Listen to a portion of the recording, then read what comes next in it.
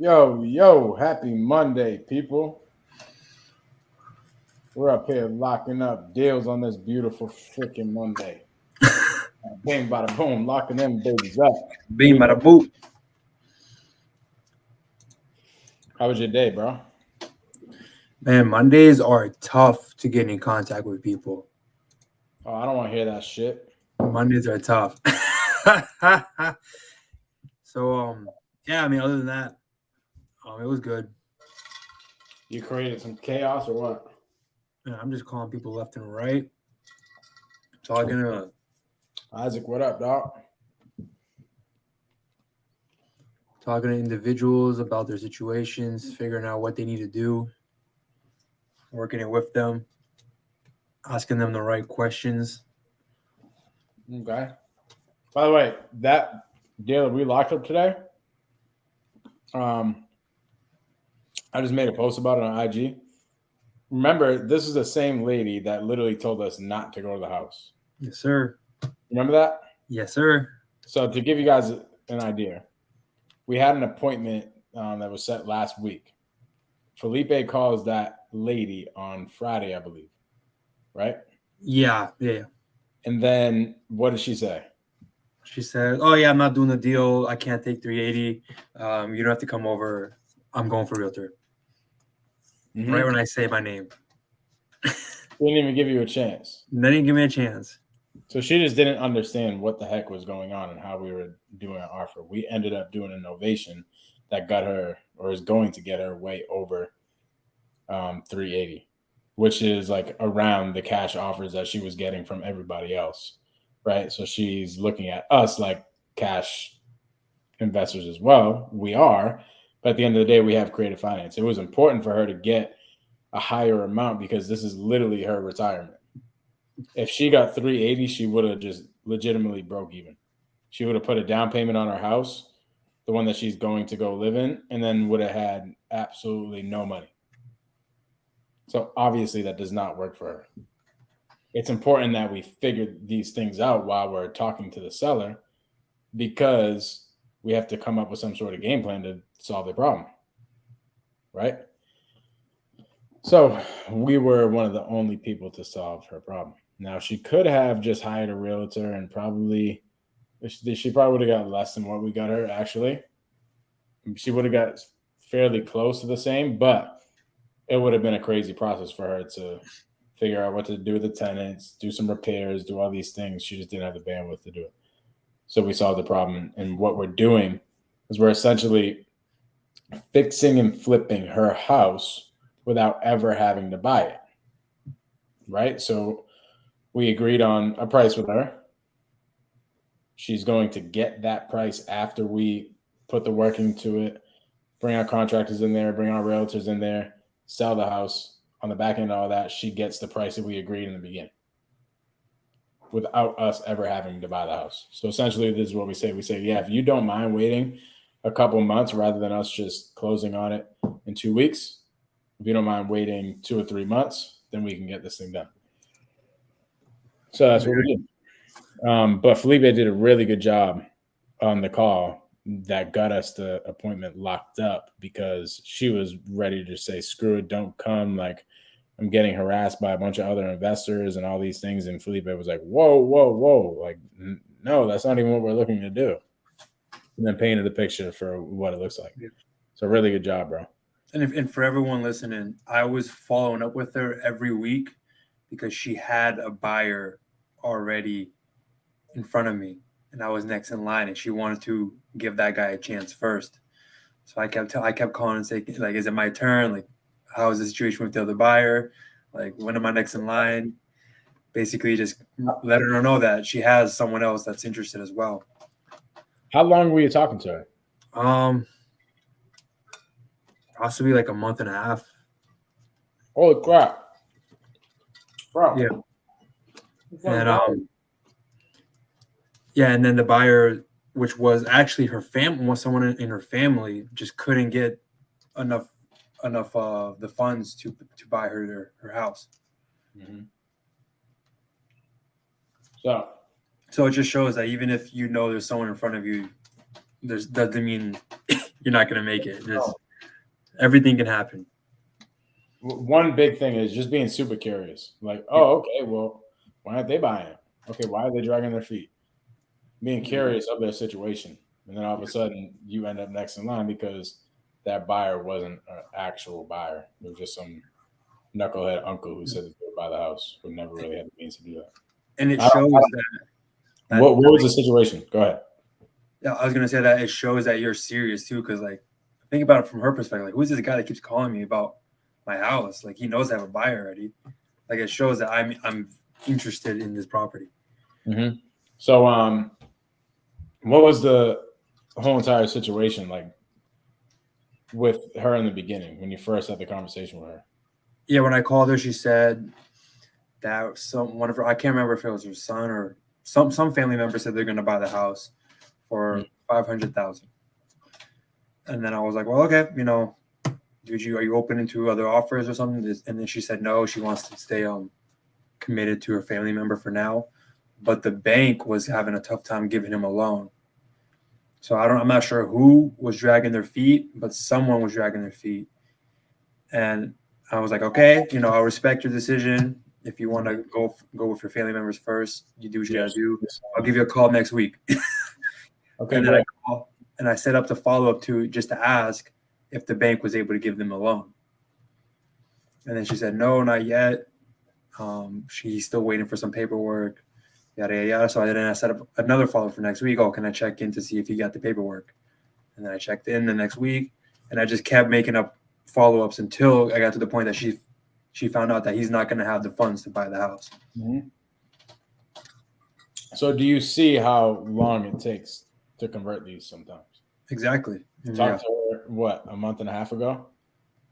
Yeah, around there. And I think that's fast. Like, yeah, that is fast, actually. A month to convert. As you're cranking, right? Actually, do you remember how that lead came in? Was it from you digging through our system? To be completely honest, I can't remember how it got to me. I don't know if I found it or if it got pushed up to me. Shit, let's look it up.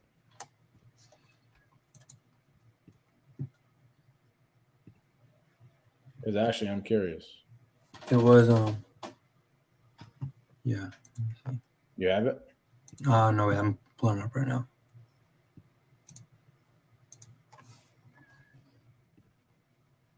I hope that this was from you digging.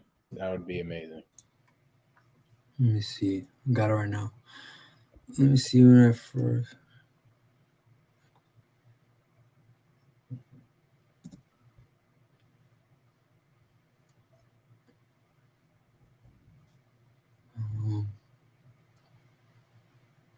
I got it right here. It says, this was 2 months ago. Holy crap. No, this thing was generated all the way back in February. Oh, yeah. I mean, when I started talking to her, I'm talking about was like. So think about that. If anybody's watching, we got a contract today that I'm looking at the notes, came in February 8th, right? Our team keeps following up. Every single, like, I'm looking at the notes, it's pretty much twice a month for the next, 2, 3, 4 months. Finally, it ends up being a contract today in July. So literally, it took from February 8th to July 11th in order to convert this lead. And my team just kept following up. Look at this. Spoke to Jack, Donna's grandson, says wouldn't entertain other buyers right now. Call back in a month. Right? That was back in February. Yeah. Said he has another buyer. This is back in March. She has another buyer. If it doesn't go through, they'll entertain other buyers. Right? Call back again that month. Same deal. They were getting an appraisal. Like, love it. Yep. And actually, I just found out here that, I mean, I could be wrong, but I'm pretty sure I added it to my leads. So that means I found it just looking around, because it would say if it was pushed up to me, but it says I added it myself. Mm-hmm. So yeah, I found it fishing around. So think about that. Dude, I keep telling you, it feels like though that like maybe to give everybody perspective, there's like a 2 hour time block, or maybe probably what is it, 2 hours that you're just in our system, all your tasks are done for the day, and you're in our system just fishing for opportunities. Yeah, Like exactly. you're hunting. So there's like a 2 hour period, and sometimes it's like it gets extensive where you're like, dude, there's nothing here. I'm having like weak conversations for these 2 hours. Why the heck am I doing this? But literally, it just landed Felipe a deal. That 2 hour time block, bro, it compounds. You just got to keep doing it. Just like the initial acquisition manager lead calls, they compound as you keep going. The follow up fills up like crazy. And then all of a sudden, boom, convert, convert, convert, convert, convert, convert. So a lot of people get into the business and they're like, dude, I need to make money now. Okay, great. But you got to fill the freaking pipeline. It's even this is in sales in general, bro. Even at like a car place, right? I bet the majority, I don't know, I'm not in the car business, but I can imagine the majority of people that walk in to a dealership and buy a car the first day that they're looking isn't a big percentage. Usually, what probably happens is people walk in, something happens, and it has to be a follow up for that sales guy. So I can imagine the people at the dealership grow their pipeline. And as they're growing their pipeline, they're calling the people back, hey, did you guys find a car yet? Did you guys find a car yet? Hey, what can I help you with? Right. And then boom, actually, yes, the loan just went through, or I just got my money for my settlement. I'm coming by tomorrow or next week or whatever. And that's what happens. Same deal here. We contacted this freaking person. Essentially, this person came on our lot February 8th and now finally made the decision July 11th. Yeah, that's a good analogy. See what I mean? Yeah. So the follow up is so important. Growing the pipeline is important. Cool, good stuff. What do you got for me today, bro? Sir, I'm not gonna share. I'm trying to figure out how to do this. Let me see. If you want to send me the address or something, just send it Okay, yeah, that's good. to the right in the private chat or send it in Slack. Okay, let me pull it up. I wanted to know, first of all, the address I'm going to send you, I want you to look it up. Just look it up on Zillow and tell me what the picture is, because I'm not sure if that's what buildable plans look like or something. I just want to know. All right, yeah, send it over. So Mike asked, are you taking this one down? This will be a novation agreement. So yeah, we are doing the novation agreement. Should be done within 3 months. We have a close date of October 14th. So we'll do the work for the next month, list it, hopefully have a buyer before the 14th of October. But it will be a novation agreement. Yes, sir. Mike, I told you, dog, these novations are going to go crazy. This lady was having offers from a bunch of idiots. It's already. Don't use creative finance. Mike Termini is the creative finance guy. And also with creative finance, we put novations in that creative finance realm, because you don't have to go out and get a loan where the loans are freaking 8% interest right now, right? Yeah. Go, dog. So what were you saying, bro? If you could just search up that on Zillow. And I remember last time I talked to this person, these pictures weren't here. So I just want to know what is this? Do you recognize these type of like forms? One's an appraisal, and then the other one is just the maps. Okay, so is it not? It's not like a buildable like form or something like that, saying it's buildable or something. Is it land for sale? It's land. Oh, okay. So what did the seller say? I haven't talked to him yet, but I can tell you that last time we talked, he wanted 500K, and that wasn't enough for us. So I just had to follow up. He said he needs a permit to make it buildable. He's going through the process of doing that, and that was the last time I talked to him. And before I called him, I just want to be a little bit more prepared, and I just wanted to know what this was. What do you want? What do you need for as far as being prepared? I wanted to know if this was like the buildable documentation or some type of documentation that. Oh, to show that he pulled the permits? Yeah, basically. No, this is just something that shows what the boundaries of his property are. Okay. Makes sense? Yep. So this thing is about 2 acres, just a Mhm. little bit over 2 acres. I could tell you just by knowing the area, 500,000 is freaking, he's out of his world. Yeah, I know it's not our number. That was his number back in last month or so. I mean, he's tried selling this a bunch of times and hasn't sold it on the market. He tried listing it for $499, didn't sell. Give him a call, dog. All right. Let's go. Live seller call. All right. Tell me if you hear it ringing, just to make sure where audio is going. You hear that? Yeah. Let's go, bro.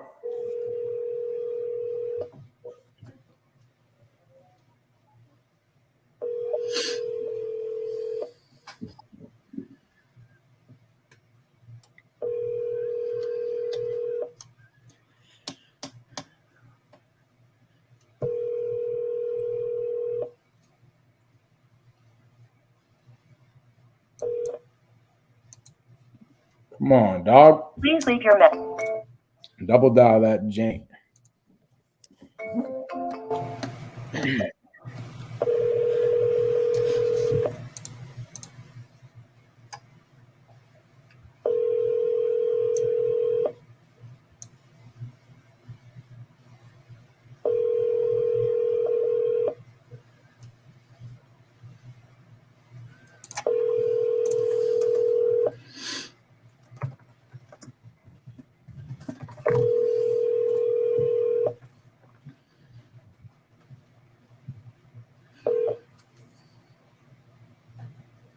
Please leave.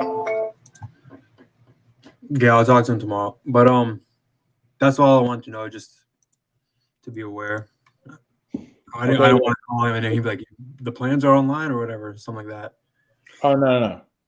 Yeah, just have the conversation, bro. Yeah, I have the convo. And see what's up. And obviously see why the heck it didn't sell. Yeah, I'll just get the info again. Other than that, there's I wanted you to kind of just brief me on what is the percentage usually the buy and hold investors look for on, like, I forget what it's called. Like, if the house is worth, let's say 400,000, do you have to make 1% of rent? No. So what is it? That 1% rule is gay, bro. So what am I looking at? You're looking at what we call cash on cash return. Okay. With everything too, with creative finance as well. So what is my cash on cash return? Do you know what that means? The amount of cash you make, the percentage of amount of cash you make on the cash you used.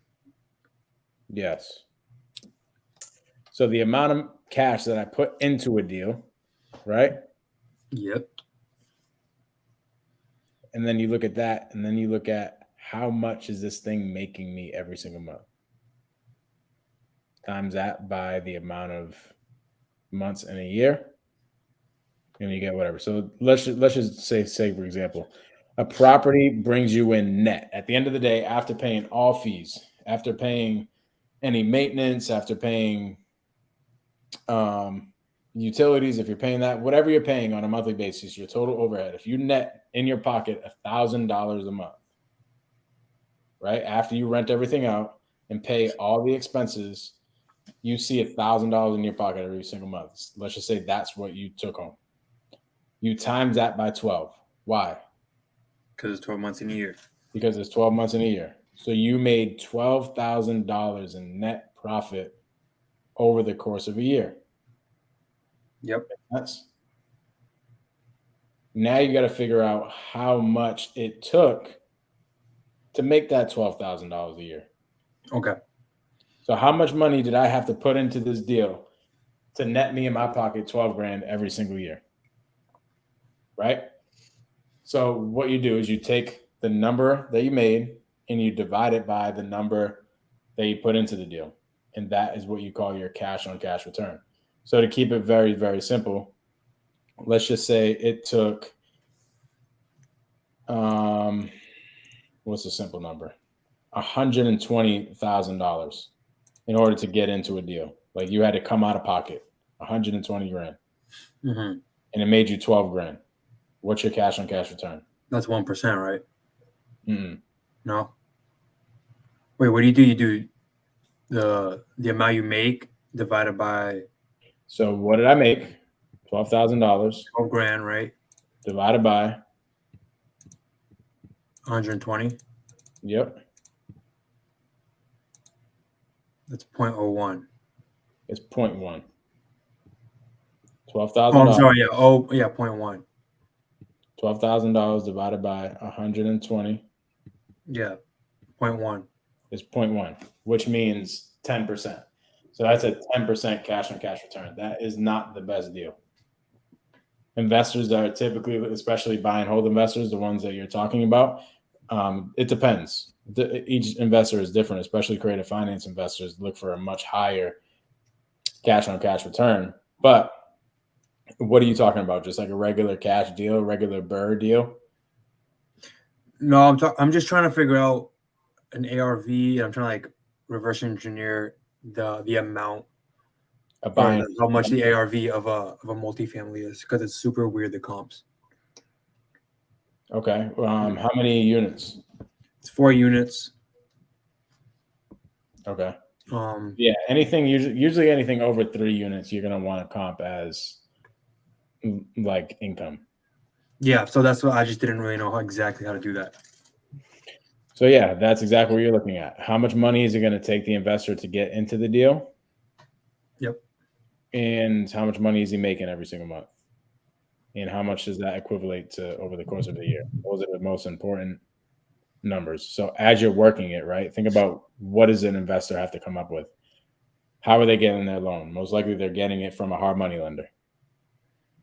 If they're getting it from a hard money lender, then they're typically going to have to put 10 to 20% down. So you got to factor that into your cash on cash return because that's coming out of the buy and hold investor's pocket. Okay. Make sense? Yeah. So if that's the case, you factor that into your the amount of money it takes to get into the deal. Same thing with closing costs and whatever else the investor is going to have to do in order to close on the property and get it up to speed to put it on the market for rent. Okay. Because then what they do is they refinance. Yep. So once they have the property all fixed up and ready to go, they refinance out of it. And once they refinance out of it, they then go pay off their hard money lender. And a lot of the times they want to just be no money out of pocket after they refinance. Yeah. Or some cash up front. Okay. When they go to refinance, a lot of the times they get cash. Right? But at the end of the day, all that matters is, hey, how much money do I have to do? How much cash do I have to put in of my own into the deal in order to get the yield that I want? Okay. So how would I reverse engineer that to get like an ARV? Do I take rent rates and times it by the like a safe on cash return? Well, you got to figure out what the property is worth. So you do have to run comps. See what I mean? Because that's how the appraiser appraises the property. Okay. Does that make sense? I mean, it does, but I'm trying to figure out how it's worth by doing the. With this particular lead, like, what are you talking about? What's the situation with the seller and everything? Well, he's getting ready to retire. He wants to sell the house. The comps in his area are all over the place, so I don't even know how much his house is worth. He wants 350. I mean, I'm guessing that's like market value, but I can't even tell if it's that's even. What does he get for rent every month? You guys really low rent. It's like, so 4 units, it's like 700 average per unit. So like 21. But it's 4 units. Yeah, so you guys like 28,000. I'm sorry, 2,800 a month.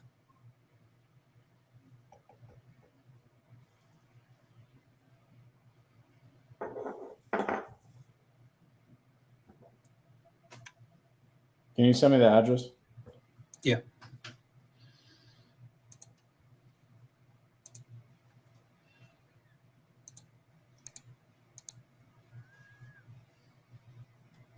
Okay.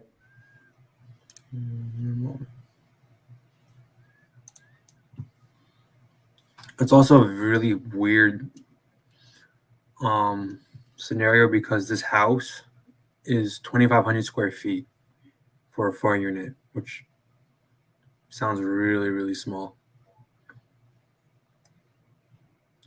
Okay, just send me what they're getting for rent every single month. Yep.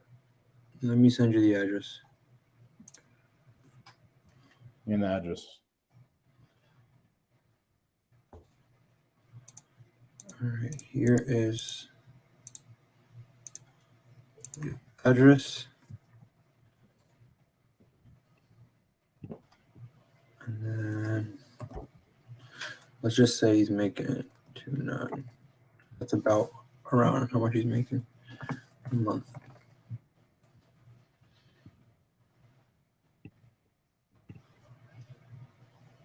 Do I have the wrong one?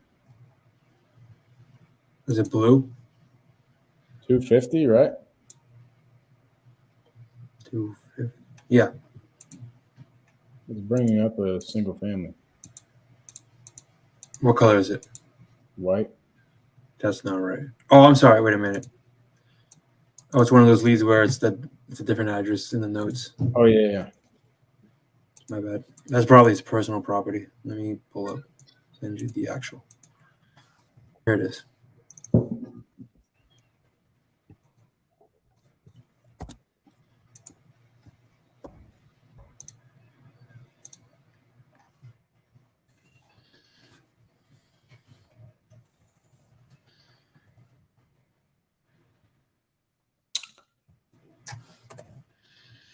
Okay.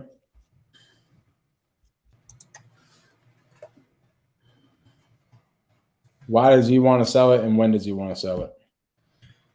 Whenever we agree on a price. Why? Because he's retiring and it doesn't really care about it. It's like he's basically like a title landlord.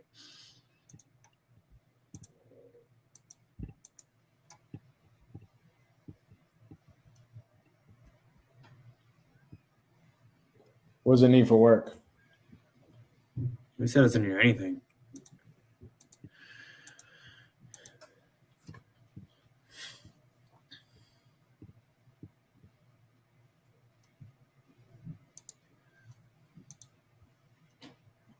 Okay, so he gets $2,800 a month in rent.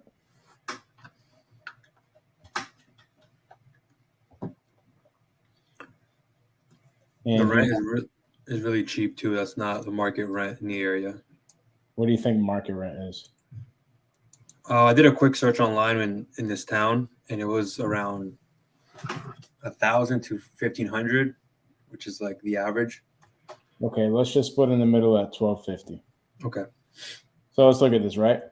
If $1,250 is what he's getting every single month in rent for each unit, and that's market rent, like, so what investors will want to do, investors actually like when they have the ability to add some value and up the rents. With that being said, are the tenants on month to month? Okay, they're month to month. That's good. So now what do we look at? We look at how much is this thing going to cash flow after he does some renovations and after he either puts new renters in there or ups the rent. So what's 1,250 times 4? Can you repeat that? I didn't hear you. 1,250 times 4. Times 4. It's $5 grand. Okay, so this thing is going to make $5,000 a month. Gross. Do you understand the difference between gross and net? Yeah, one's in your pocket and one is just the amount you make in general. Right. So let's just say I was selling candy bars and I sold 10 of them and I was selling them all at $2. I would gross $20,000. But let's just say it cost me to acquire the candy bars myself $1 each. I would net $10. Yeah. Okay. So since this thing is making $5,000 a month, dude, this sounds like it could be a deal. Yeah. So I'm just trying to figure out what's the price, the ARV. So let's look at it, right? If 350 is his asking price and a cash investor has to come in with 350 grand, they're going to have to put down 10%. Okay. So they're going to have to not give their hard money lender, but come up with 10% in order to close the deal, because the hard money lender is only going to come up with 90%. Mm-hmm. They say, hey, I want you to have some skin in the game as well, so I want you to come up with 10%.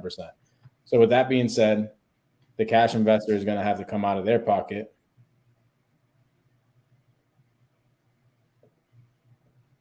$35,000. Plus, what else? What else do you think the cash investor? Can we pause for a second? I got lost. Yeah. So, where'd you get $35,000?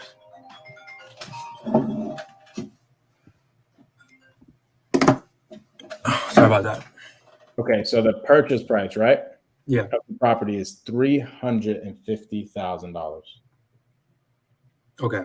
Oh, okay. You know it's going to be easier, bro, if I just do this. Yeah, if you shared your iPad. Yeah, let me do something really quick.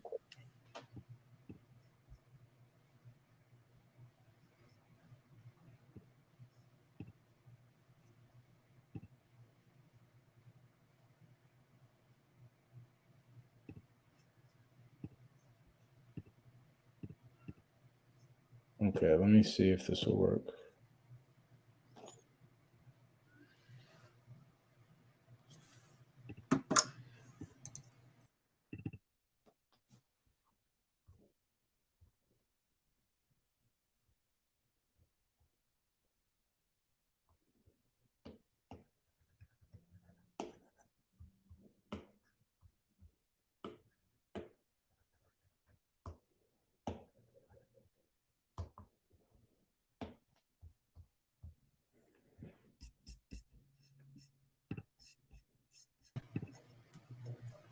Can you see my screen? No, I can only see you. Oh, wait a minute, it's loading. Yeah, I can see that endless loop. There you go. I can see it now. Okay, you see it now? Yep. Okay. So you have a house that brings in gross $5,000 a month. All right. So we know that.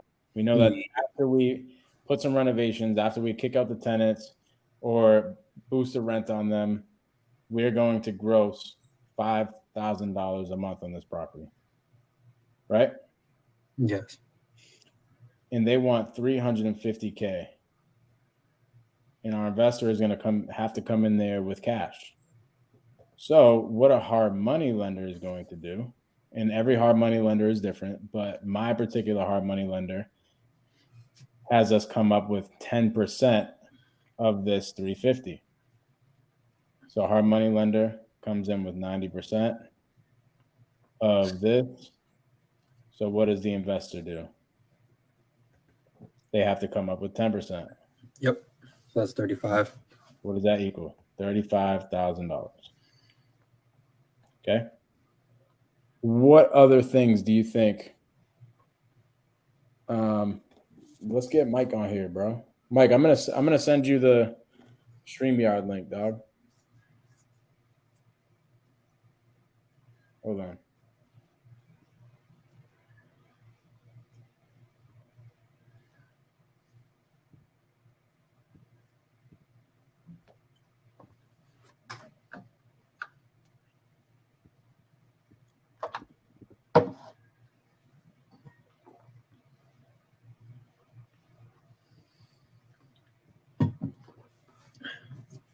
Like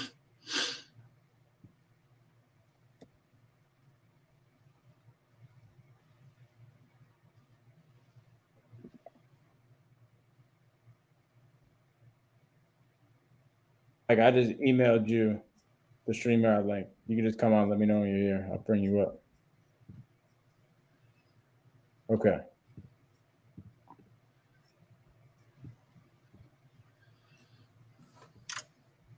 What the heck? All right. Do you see this now? Yeah. Okay. So our investor comes in with 10%, right? What other things do you think our investor has to come in order to get a renter in there?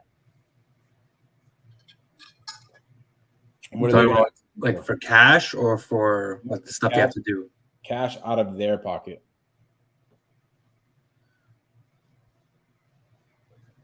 $10% down payment. I'm assuming they had to do renovations. Well, the hard money lender typically pays. They cover the rehab, right? Yeah. Yep. Closing costs. Mm-hmm. So that's probably like 2% of the whole purchase price. Okay, so what's 2% of that?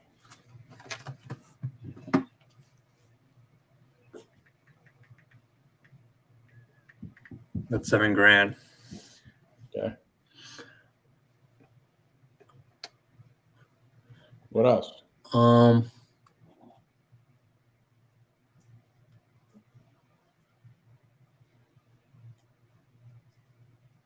don't know, man. I think that'll be it. What if they have to evict the tenant? Oh, okay. Well, I don't really know exactly how much that costs to evict someone. Well, we did a deal. Every deal is different. Mm-hmm. You could do a cash for keys exchange. You could evict them. They could just agree and pay the increase in rent. Like who knows? It's a deal by deal basis. Yep. But let's just say these tenants are cooperative and they'll do a cash for keys. Let's say 2 of them do a cash for keys, 2 of them are cooperative and will do it. I'm gonna bring Mike on really quick. Yep. Mike, what up, dog?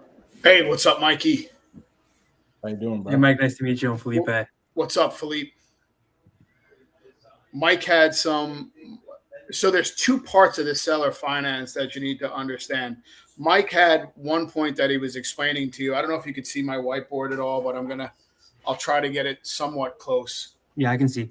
All right. So on the seller, Mike, really quick, what we're going over right now is what the BRRRR strategy looks like for somebody. We're trying to figure out what a BRRRR investor is going to pay for this particular property because Felipe is saying he has this property we might be able to sell to a cash investor, and he's like, "Hey, this one, since it's a 4 unit, will probably be somebody who's going to BRRRR it out." So this is what we're looking at. I'm showing him what cash on cash return looks like when a BRRRR investor goes in there. Make sense?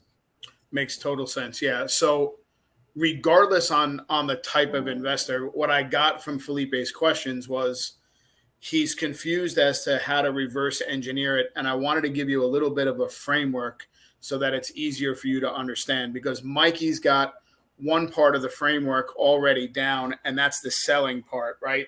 So, right, why are they selling? When are they selling? Who owns it? Rehab, tenants, the whole 9 yards. That's very easy stuff. But when you get somebody that's open to seller finance, you have to establish 3 things. You have to establish 2 timelines, and then you have to establish a down payment. Okay. Mm-hmm. And one of the timelines is going to be the amortization period. So how long you're going to spread those payments out over a certain amount of time. And the other timeline is the balloon. And the balloon is when are they going to get paid off? Because we all know If we find somebody who's 70 years old or 60 years old, there ain't no way they're going to wait 30 years to be paid off. They'll probably be looking at the roof of the church. So Mike, why don't you take this deal that we're doing right now, and instead of having the 350 be a cash investor coming in, have it be a seller finance investor at 350. Okay, so let's do it. With a down payment of 10%. Okay, so we understand. So hold on, Mike, really quick, just so I give Felipe the understanding. He is going to underwrite this to show you what it's going to look like from a BRRRR strategy standpoint, like the BRRRR numbers. It's just going to be a seller finance note. Make sense? Okay. So he's going to show you what the cash on cash return, what an investor is going to look for, but he's just going to do it within a seller financing structure. And it's the same exact thing. Just look at the numbers. Essentially, it's the same thing. Okay. Like, look at the 10% as the 10% that somebody would be using to close it on a cash transaction with our money lender. Got it. Makes sense? Yeah, so keep in mind too, like on seller finance transactions, right? You're trying to hold them for yourself. So regardless on how you're going to get rid of these deals, it's kind of immaterial. There is no real ARV because technically guys like Mike and myself can overpay for properties as long as we have the timeline that we need. So let's say we have an absolute purchase price, right, of $350,000. So do you have an ARV on this? Let's make it so. Can we do it in just very simple numbers instead of the 350? Because that's fine. Yeah. Why don't we keep it at 350 because this actually might be your deal. But what's the ARV? What's the ARV here? Call it 450. Okay. So a 450 ARV, and how much work does this thing need? Felipe is saying none, but Felipe answer that. I'd say just cosmetic. So let's just put 20 grand in, just to be safe. All right. So we got 20,000 in rehab, right? How much of a down payment does this guy want? 10%. 10%. So $35,000 and a down payment. Felipe, what else do we have to calculate here? We've got the rehab. We've got the down payment. Talk to me about the other costs. The closing costs. All right. So let's say it costs $10,000 to close it. We're just going to use rough numbers. Okay. Yep. What else? The price to the cash for keys price for tenants or anything with the tenants. Okay. How much is that going to be? That's what I don't know. Let's just make up a number. It doesn't matter because we're going to negotiate. Every little aspect of this is all negotiable. Okay. So you're going to prospect the same way you prospect for wholesale, but understand that in a seller finance transaction, that every piece of it is negotiable, and you can move things around to better suit yourself and get a deal. Okay, so we got 20,000 in rehab, 35,000 in a down payment, 10,000 to close. How much are we giving these tenants to walk? Let's say 3 grand each tenant, so 4 units. All right, so let's just say 10,000 in right to walk money. Walk money. What else do we have, Felipe? I think that's it so far. All right, so now remember, right? We're taking it over seller finance, right? So all we're doing is we're getting the owner to be the bank. So there's more stuff here, right? What else is there? There's taxes, right? Okay, yeah. On the property? Yes. So let's say the taxes are this would be the cash. This would be the cash, right? Now we're going to do the payment part. So this is the cash in or the cash out to go and jump into the deal. Anything else we're missing here? 35,000 down payment, 10,000 to close, 20,000 in rehab, and 10,000 in walk money. Correct. 3, 5, 6, 7. We got $75,000 in cash that we have to come with to get into the deal. Now I'm going to assume that the cash that you're putting into the deal is going to be straight cash and there's no cost on that money. Or is there cost on that money? And now here's where we get into the actual monthly.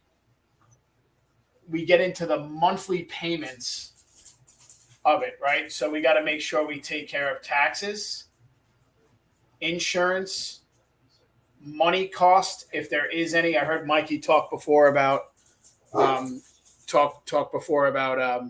hard money, right? So if there's, what are the monthly carrying costs of this deal? Okay. All right. So let's say we've got a $3,000 tax bill. We're going to divide that by 12, and we have to pay $250 a month in taxes. Now we go into the insurance, and the insurance is going to be $1,200 a year.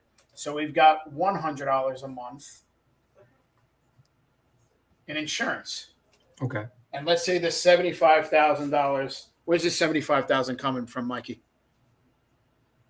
Just call it, and this is a whole different situation, but just call it a private money lender at 10%. All right, private money lender at 70 at times 10%, 7,500 divided by 12. We've got a payment here of $625 a month. So when you're calculating these, if you're calculating them for other people or other investors, I don't really understand the reason to not hold on to them for yourself. If you're going to put the deal together anyway, right? You want to try to hold on to these for yourself and stick them in your portfolio.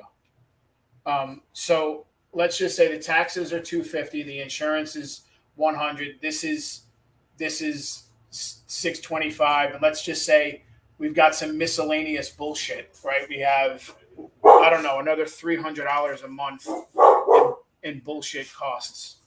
Yep. So we've got 5, 7, 9, 10, 11, 12. We're out of pocket $1,275 every single month. Okay. Got it. Now we have to calculate the rental rates. Okay. So you establish a timeline, those two timelines, you get your cash portion of this equation, then you get your monthly portion of this equation. We got to take the monthly portion of the equation and we got to use it against the rent rolls. Make sense? Okay. And that's going to give us the yield, or what Mikey likes to refer to as cash on cash. He's 100% right. It's cash on cash return, right? So I'm going to take this 350 and this 450. I'm just going to move it down here.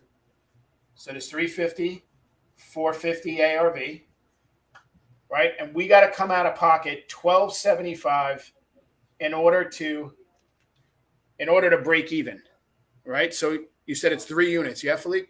4 units. 4 units. What does it get every single month? Currently, let's say $700 a unit. Okay, so $700 a unit is going to be $2,800 a month. So $2,800 a month minus the $1,275. Somebody do the math real quick. So 5. What is it? 2. I got it. It's $1,525. $1,525. So this deal at $75,000 in would cash flow $1,525 a month. But the big missing piece to the puzzle is how long you're going to be able to cash flow on that. So that's why I said you have to establish 2 timelines. You got to establish the amortization timeline, how long we're going to be able to break up the $275,000, right? You got $350,000, $75,000 is going in cash. Okay. Right? Yep. So you got $275 that you're going to finance, and now you have to calculate that should really be done before this, but we're just doing it in reverse, is how much you're going to pay the owner every single month, right? So that's where you just break out an amortization calculator. Go to amortizationcalculator.net. You can pull that up right now if you want, and we'll figure out what would be the minimum amount of cash flow that we would want to cash flow. So for me personally, I like to cash flow at least $500 a month. So in order for me to cash flow $500 a month, I could give this owner no more than $1,025 a month. Does that make sense? Yes. Okay. But if the owner tells you that he only wants $700 a month, this is where you could start to negotiate some of the stuff. and say, hey, listen, if I gave you $1,000 a month, would you give me 24 months, no payments? So that you're collecting it all. Does that make sense? Yes. Not Yeah. really. It's kind of weird. Who would accept me not to pay them 24 months? Well, it depends on how much money you're giving them. So let's just say that you talk to the guy. Mm-hmm. Let's say you had $100,000 in cash, okay? And he only wanted $75,000. Would you give him an extra $25,000 in cash if he gave you 36 months with no payments? Would he give it to you? Oh, I see what you're saying. Yes. Okay. Right? So like you can move the pieces around to better suit whatever you're trying to do. So ultimately, in order for me to make $500 a month, I could only give him $1,025 a month. And then we can calculate it in reverse. And we get into the amortization table and we say, okay, it's this amount of interest or whatnot. And you look at it real quick and say to yourself, okay, well, maybe if I gave him more in a down payment because he really wanted more money up front, let me give him what he wants. If I give him more money up front, maybe he'll give me what I want, which is more time. Okay. Got it. That makes sense. Mike? Mm-hmm. You good? Yeah, for sure. So, Felipe, at the end of the day, this is dope, Mike. Good stuff. What really matters is how much cash does the person need to put in? Does the investor, whether it's a BRRRR investor or it's a seller finance deal or whatever, how much cash is it going to take for them to buy the house, renovate the house, and get a renter in there? And then take how much they're going to make every single year and make sure that they have a good cash on cash percentage, or as Mike was saying, yield. Yep. Okay. So, 2 timelines: the amortization timeline, the balloon timeline, the cash in, and the payment schedule. This, right? Cash in, that's one part of the equation. The payment schedule, second part of the equation. And once you get that, you can start to move the things around. I'm going to send you something, Mikey.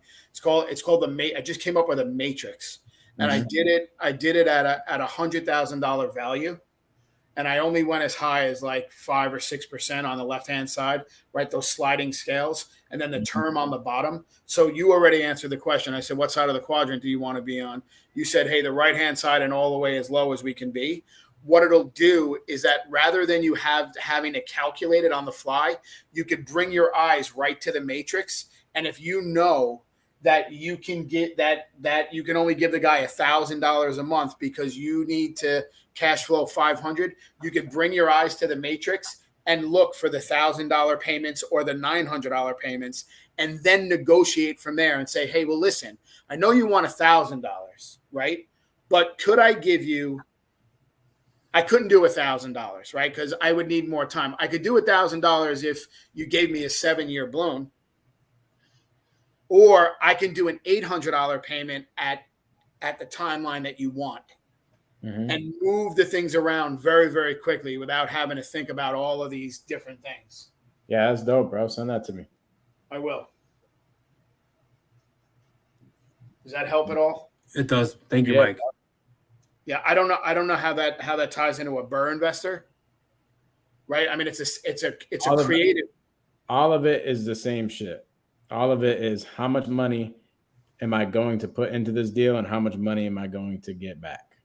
Just like any investor, that's what investors do. Investors put money into things and they get money back. Is it a good investment for me? So at the end of the day, Felipe, you just have to understand what happens on the back end of the finances, right? So if you're a BRRRR investor, what is happening with your hard money lender and your refinance lender, right? What do all those payments look like and everything? If you're doing a seller finance deal, what does my note look like? What do I owe the seller finance?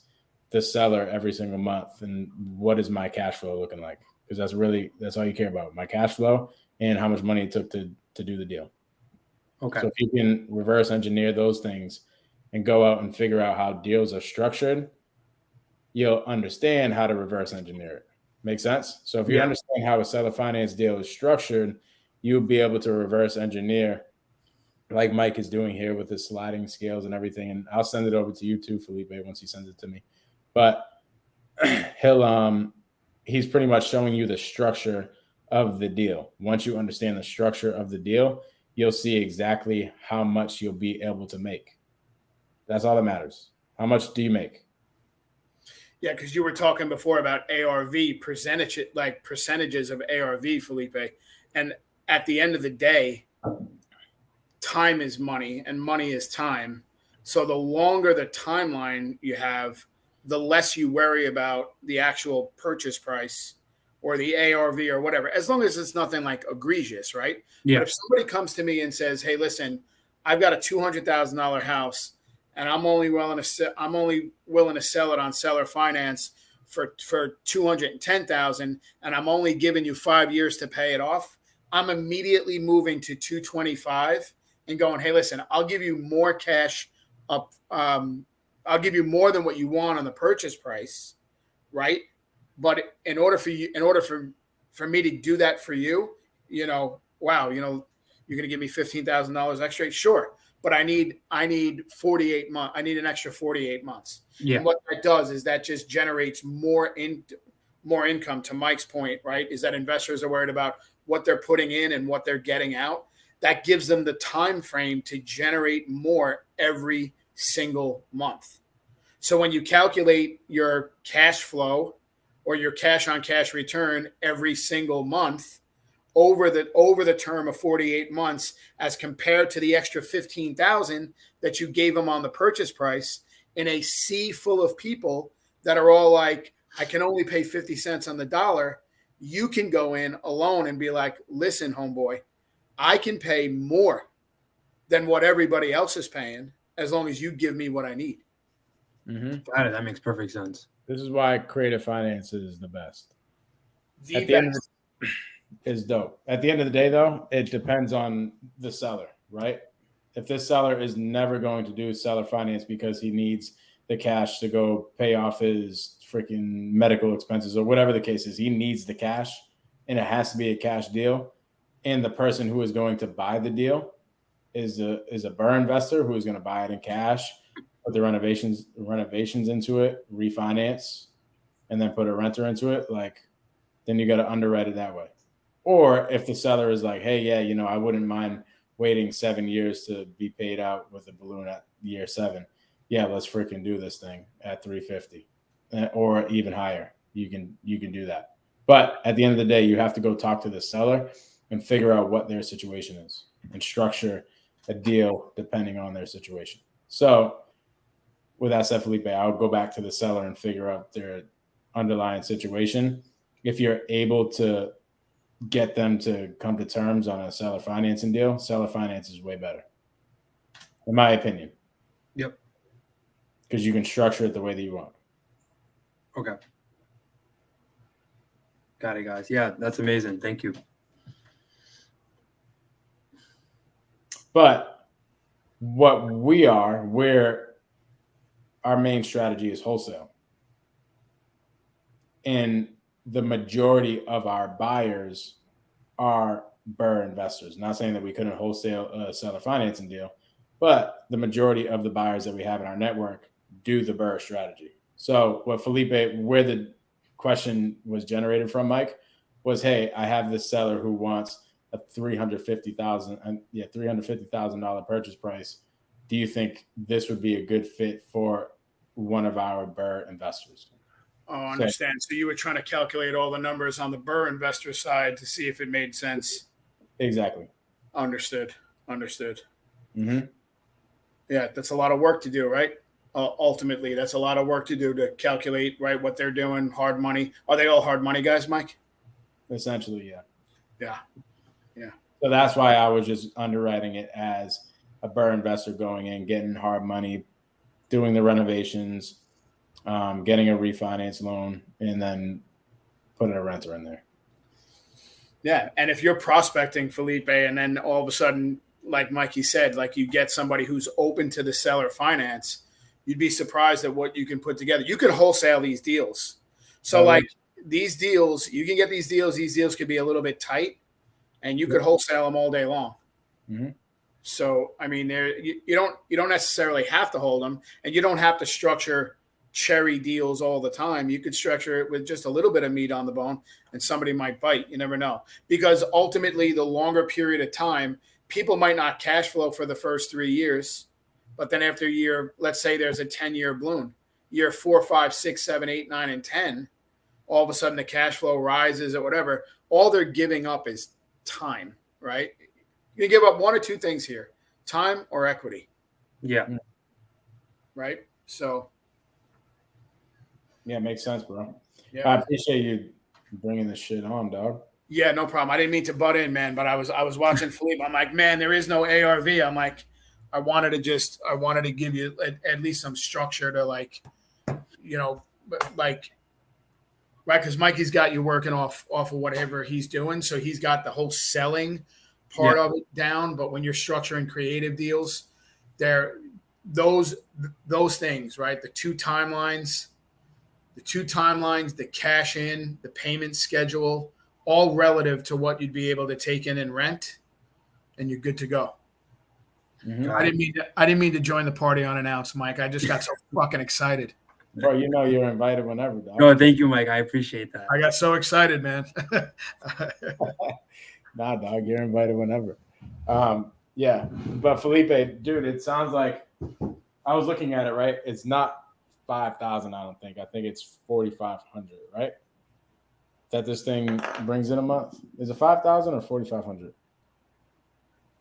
What'd you get? It is 5,000.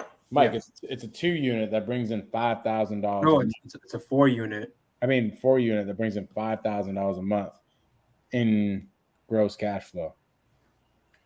You want to underwrite that? Yeah, let's go. Let's go. We can underwrite that right now. Because that sounds like a good deal. I know. Or like a very good deal. All right, hold on a sec.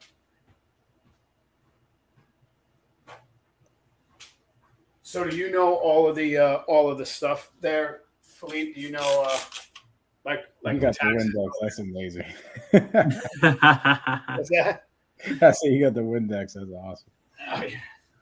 What was your question, Mike? So Mike, this from my understanding so far, I don't know the seller situation. Felipe just randomly brought it up, but it sounds like the seller wants to do a cash deal. So that's why we were trying to see if a Burr investor would buy it at one of those, somewhere near that. But it's a landlord, right? Mm-hmm. Correct. So no better candidate for seller finance because they're so used to getting their payments every single month, right? So you know what we do? Felipe, get on the phone and figure out the situation. Call this cat. Yeah, call this cat 3 times.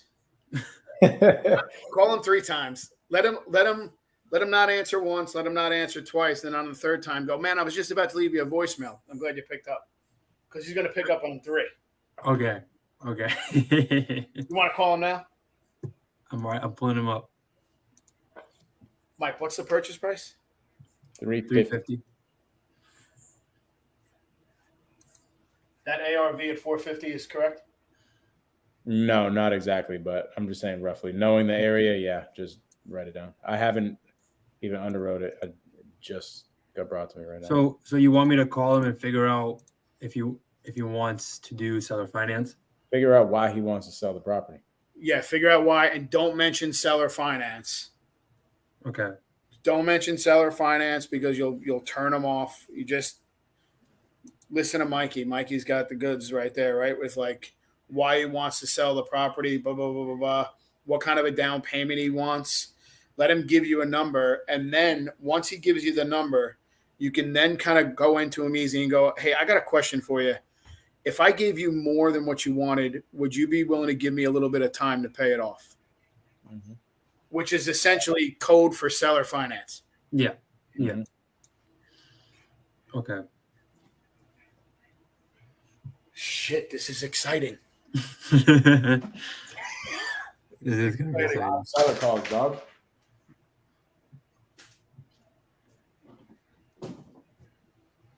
It gets you hooked up. Mikey, you got to get in there. So here's my one thing, my one question. Mm-hmm. I already know why he wants to sell. Okay. So what the heck, dog? Say it. No, I already told you in the beginning. Like, so I know he wants to sell because he's retiring and he's tired. He's like a tired landlord. Oh, Where okay. is this property? Up by you, Mikey? Yeah. Where's he retiring to? Oh, I don't know about that. Like, where does he want to go to retire? Yeah. Oh, I didn't ask that. This is just his rental unit.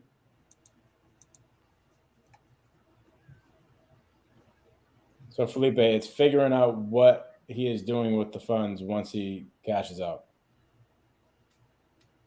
Okay. Yeah, I asked him that question. He said he's going to keep it in the bank. He's going to keep it in the bank? Yeah, I asked him the exact question. What's his plans with the funds? So what do you think the best scenario is for him? Keeping it in the bank or making money on his money? Okay, I like that. Yeah, I'm just trying to figure a way to go into the call without being repetitive with this guy. Or create chaos, dog. Don't think about it. Just create chaos. All right. He wants to put it into the bank. So how much money is he planning on losing when he puts it in? Or is he going to be the only one who's able to make money against the inflation? Oh. Okay. I want to call him. In a nice way. Of course.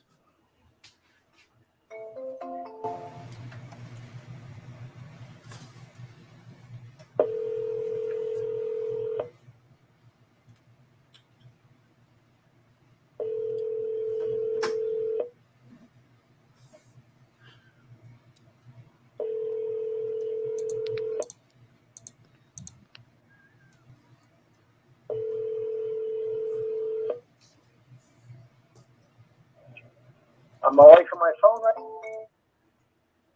Come on, bro. You know you get hit with triple dial, dog. Like I forgot, Felipe does have to run like kind of soon. So we can stay on Felipe. We got to run right after the call, and that's cool. Yeah. Like we can underwrite it if you want, Yeah, I'll stay on with you. just for shits and gigs. Yeah, I'm away from my phone right now. All right, here's the third one. Cash Money Mike up here.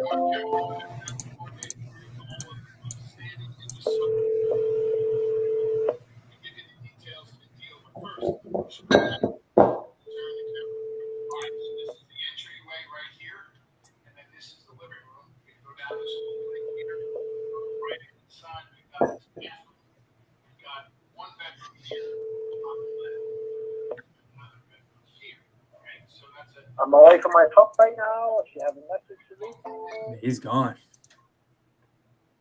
Felipe's like, yes. I'm like, I don't have to mess up on live. That boy was shaking in his boots. I got an audience watching me. Yo, Talk about something I don't even know what I'm talking about. No, but honestly, bro, the fact that the thing's bringing in $5,000 a month, and he only wants $350, it sounds like it could be a deal, whether it's seller finance or cash. So set a task for me to take a look at it for tomorrow morning. Okay. And then we'll have a Yeah, conversation. just so I'm not sure if you remembered, but that's the potential. He's renting it out under market value right now.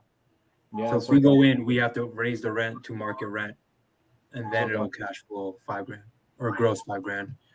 that's cool.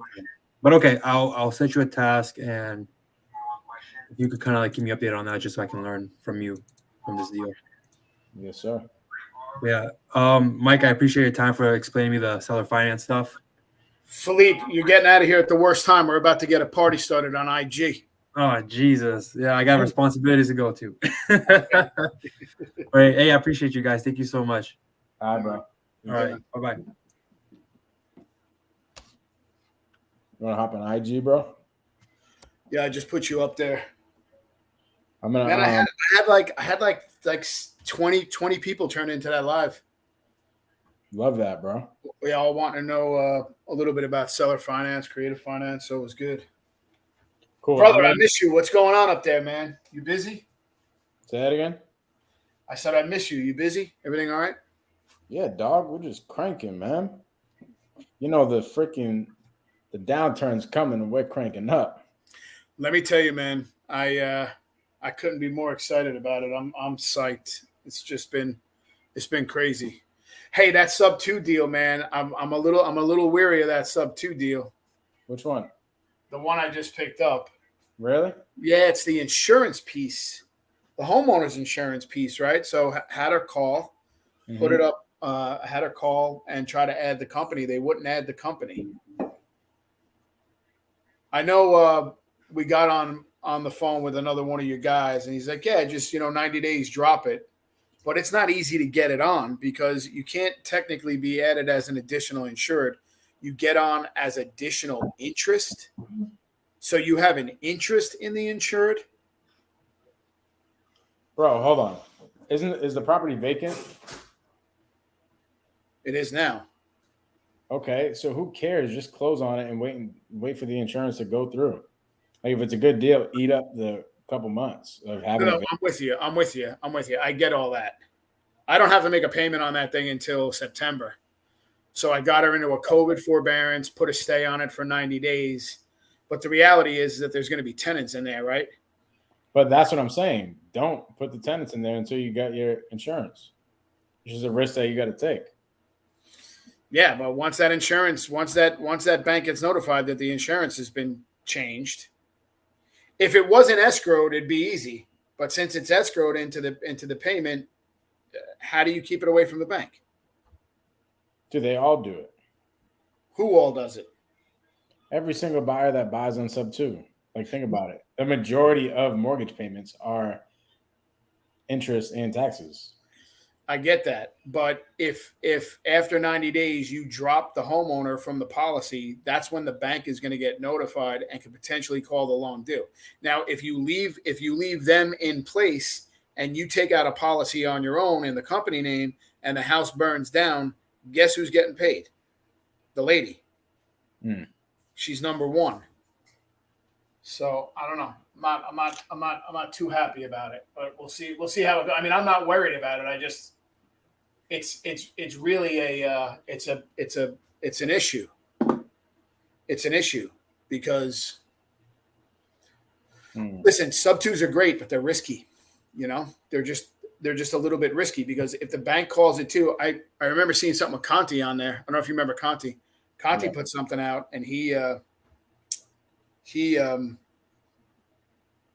the loan call due. He's got to come up with it now. So I don't know. I don't know the way around it. I don't know the workaround. Sounds like you got to get on a Q&A with Pace, bro. I got crafty. I got very crafty. I opened up a company in her name. Like the name of the company is her name. The name of the company is in her name. I thought that would be good to just get it on there, but they wouldn't add it. So I don't know. We'll see. All right, let's underwrite this thing. What are we doing? I'm ready to rock. It sounds like a great deal. It's hard to underwrite it because we don't have a story from the seller. So like we're just talking all hypotheticals, right? Yeah, okay. I got you. You want to not underwrite it? We won't underwrite it. That's what I'm thinking. I'm like, we could sit down here and underwrite it and pour some value into it, but pour some value into people. But at the end of the day, we have a hypothetical situation. So I mean, he's got the basics, right? He said he wants. Does he know how much cash he wants? He doesn't know anything. He just brought it to me and was like, "Hey, the guy wants $350. Is this a deal for a Burr investor?" The questions that I should have asked is, dude, why the heck does he want the $350? Why don't we just other finance this deal? But I wanted to show him exactly what it looks like from a buyer that's going to do the Burr strategy. I wanted to show him what their buy box looks like and how they buy properties. That way he can quickly analyze a good cash deal for something that is going to be for a Burr investor. Gotcha. Because the majority of what he looks at all day is just single families, right? But this 4-unit came up, and obviously somebody that's going to buy a 4-unit is most likely going to use the Burr strategy. Yeah, 100%. Right. They're going to refinance, stabilize it, right, and then refinance it. Mm-hmm. Yep. So he was like, "How do I underwrite this, and how do I figure out if we would have a buy for it?" Gotcha. Yeah, man. Yeah, I didn't mean to jump in the party. I got excited for Felipe there. I thought this was a finance deal. I'm like, oh man. Here's what's gonna happen. He's gonna go talk to the seller tomorrow. Finally, get him on the phone, get him to agree to some terms, and then we'll call Mike to underwrite it. All right, let's do it. I'm ready to rock and roll. I love the fact that you're saying here's what's going to happen, because that's exactly what's going to happen. That's a fact, dog. That's the manifest, baby. Yes, sir. What's going on this week, bro? You got some shit cooking up this week or what? Yeah, I'm busy, man. Super busy. I'm going to see 2 tomorrow. I don't know if I'm going to head out to Raleigh. I might go see my boy out in Raleigh. I'm not sure. I'm actually speaking on Thursday. Got a little realtor group. I'm going to try to convince some service providers to jump ship and start. Don't offend the realtors on my channel, dog. Start thinking creatively. Actually, it's more to help the brokers, right? Because the brokers, I mean, they're great people, and they're huge, right? They're huge for everybody. I just talked to somebody today. We're in contact with a seller, and she kind of fell through the cracks. Ended up going with a realtor and went down the road of taking a short sale, and she already signed off on all the papers and everything. So she's going through a short sale. And I talked to the realtor today, and I'm like, dude, we could have saved this thing. I apologize and all this stuff. He's like, dang it. Yeah. And I told him how we could have talked to the lien holders, negotiated the liens, took it over sub 2, and do all the things when it came to structuring a creative deal. And he was like, oh, dude, I have these things all the time. So it's important for these realtors to understand that there's people out there that can structure these type of deals. Because if not, they're just going to be like, okay, yeah, screw it. You're going to go through a short sale and ruin your credit. Yep. Yeah, there's different there's definitely some knowledge that I think a lot of them, especially in this area, can kind of use. So a broker that I know kind of she's been watching. She's like, you got to come in here and talk to some of them. I'm like, let's go. I'm ready to rock and roll. I want to do deals, but you're right? I mean, 90% of the population is going to think to a broker right off the gate, right? So like if we can get the brokers to understand the creative side, I think everybody's going to wind up making a lot of money. Man, we are smack in it. Things are on fire right now, and I think we got 18 months of this frenzy, and then it's going to cool out. Obviously, the cream's going to rise to the top here, right? So I think we got 18 months of this frenziness, like frenzy buying. And then ultimately the deals start to dry up. I think the long-term effect will probably be 3 years, maybe 3 or 4 years. But the buying time, Mike, we just lit the match, and that thing is burning like crazy. Mm-hmm. All I see is motivated seller, things coming on the market, things dropping out of contract. I'm watching it very, very closely. And dude, we're seeing it in our system. We just did a novation deal today. We got it under contract today that we generated the lead back in February. Wow. February, bro. Follow up. My team followed up the whole entire time. This is what's so cool about having a freaking team. I didn't talk to this person until like the other day when I confirmed the appointment, or today. Right? Like I didn't talk to them at all. And my team was following up the whole entire time. There was no way that I was going to follow up with them. It would have fell through the cracks. But since February, my team was following up. She wasn't even motivated in the beginning. I looked at the notes. It said, hey, yeah, I'm going with another buyer. You guys are all set. Like, you don't have to call me. My team kept following up. Finally, we go there today. By the way, Felipe was the one who confirmed the appointment. And when he goes to confirm the appointment, she's like, no, don't come here. We're not going to be able to do a deal. I know you guys aren't going to be able to pay enough and all these things, right? And Felipe kind of cooled her down, reset the appointment, and I go there and lock it up. So tell me about the deal. What are you doing? So it's a $470,000 novation. It's a 3-unit. As is, ARV is 600. To get it up to speed for that, we're gonna need to probably put like 10 grand into each unit. So 30 grand in each unit with a 470 purchase price. Or we go full out, put like 25K into each unit and get 650 plus. I'm like, no, I'd rather do the least amount of work, get it done quick, and not have to put as much work into it. So we're probably going to go the first route, 10 grand into each unit, try to get 600 for it. Off market, you sell it off market at 600, you bring it to retail? No, we'll bring it to retail. So what we would do, right? If you look at the numbers. So for anybody listening, we agreed to the seller to give them $470,000 on the back end of doing all of our renovations and listings and stuff. So what do we got to do to list it? We got to put $30,000 into the property. What happens after that? We put it on the market with a real estate agent. So we got to pay them and we got to pay the closing costs and all that stuff. We agreed to pay for that. So we don't have any holding costs. Like we're not paying a lender. We're not paying a hard money lender. We're not paying their utilities. We're not paying any of their taxes or anything. All we have to do during it is pay for the renovations. So our only cost is selling costs. What is it going to take to sell the deal with a real estate agent and closing costs and everything like that? And then our other cost is the renovation. So if you take 600, which we think that we will sell it for, times that by 92%, which is cutting out all the selling costs, that brings us to 552. Right? 552. 552.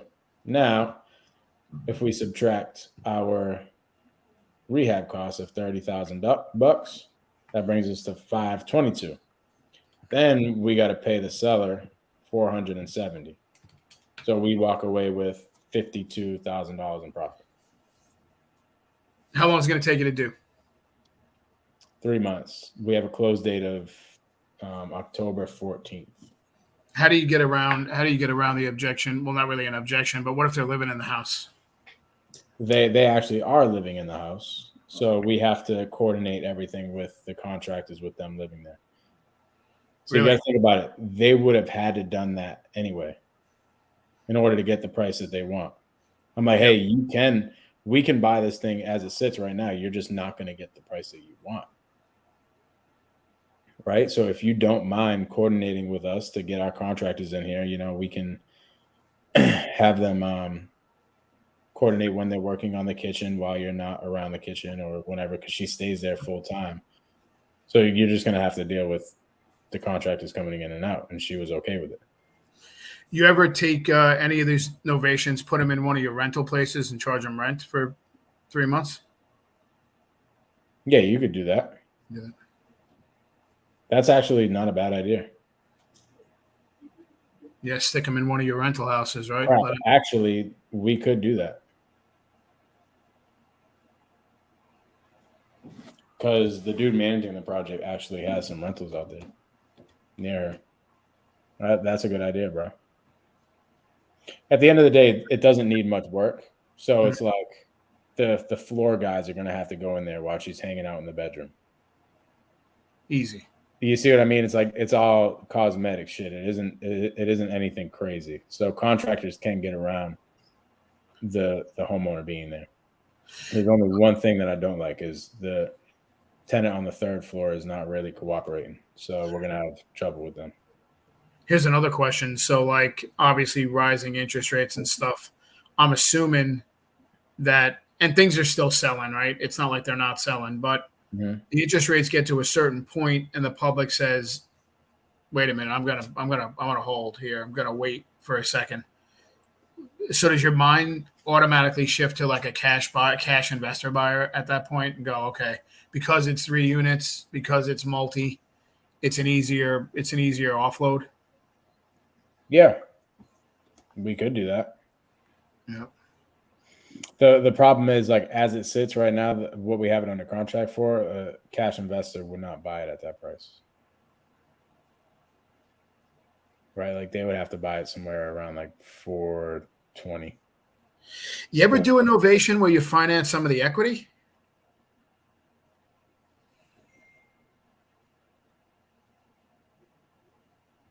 Huh.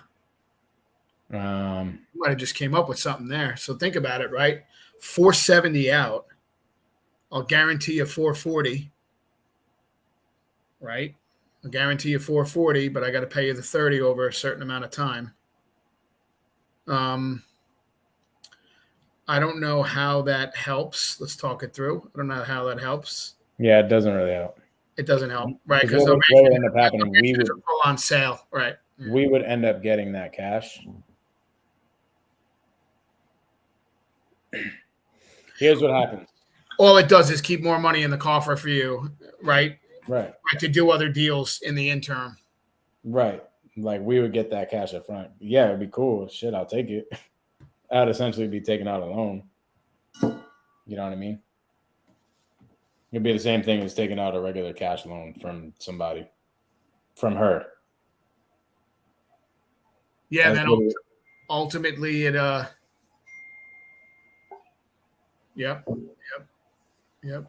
So you never physically own the property, obviously, right? Title stays in their name, everything. You don't have to do anything. You have an agreement that says you're going to come on in, you're going to fix it, you're going to make sure she gets her 470. Anything over and above is coming to you. Right. I love it. You're the king of novations, man. You've done like a shit ton of them. Not a shit ton, but enough to understand. Yeah. It's I like it, bro. It's a way better way to get them the cash that they need up front. Like, this lady, a cash investor would essentially leave her with no money for the rest of her life. I'm assuming in this market, you get a broker up by you, right? And you find houses that are sitting 60 days plus and go, why do you think this thing isn't selling? You know, you could probably, it's like, that'll be like shooting fish in a barrel. Yeah. Right. Cause can't really sell it on retail. And then you pick them up or even grab some of these. Have your team reach out to some people, dog. Yeah. I'm thinking about it now. Now that I'm thinking about it. Because, I mean, technically, I can go right to like the damn near close to expired. So it's good having Stacy as a broker because I know the process, right? And I know how long the listings take. But finding things 30, 60 days on this market, that maybe need a little bit of help. I mean, everybody gets paid at the end of the day, right? Everybody gets paid. Mm-hmm. Ultimately, for things that are already listed that they have an agreement with. So let's just say a sale price of 500, but couldn't get 500. It would take 25. It would potentially get, that's another great thing, man, because not many people are sniffing them out on the MLS like that, right? But let's say a $500,000 sale price on the market for, I don't know, 60 days. And ultimately, that you'd have to be a little bit careful with the numbers, right? You just have to make sure that there's a true value add play there and that the person who's looking at it is saying to themselves, is an end use buyer and saying, I don't want to put that cash into there. So at really at the end of the day, if you can get 575 out of it, realistically, you go in with 25,000, you can make 50 and you're only going to pay, and the broker's only going to get paid on the $500,000 portion. So technically you could save some money there. It's already listed. It's just grabbing the broker and saying, why do you think this thing hasn't sold? And they go, well, it needs updating. Why don't they update it? Why don't they do that? Yeah. Why don't they update it? Yeah, exactly. I'm going to look tonight for you and me. A lot of brokers actually provide that service. Yeah. Yeah, they will update the property for you. Yeah. But a lot of brokers don't. And the brokers that don't go to Mike to do an ovation. Yeah. We're looking at that a little bit tonight. Love it. All right, big dog. I got to All run. right, brother. I appreciate you, and I will talk to you soon. All right, bro. All right, brother. Peace. Peace.